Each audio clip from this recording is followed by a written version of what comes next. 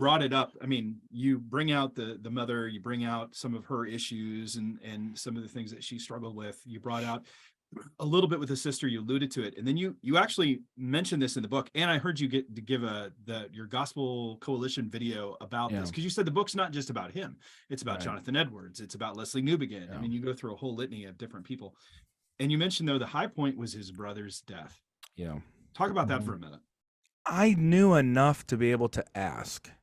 I mean, you can just, you look at a family photo and, okay, you've got a younger brother. What happened to your younger brother? I think I knew somewhere that background, but I didn't know the circumstances. I didn't know that he'd been living as a partnered gay adult, that that the family was in some ways, well, just his parents were not really communicating with him about that. And so and it was only through Tim's sister that I was able to talk about how the family learned that he had AIDS.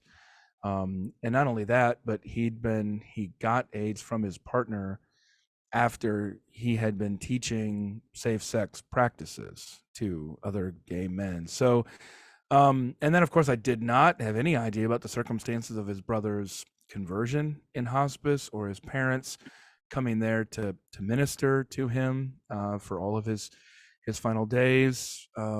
I didn't know about any of that. And I think the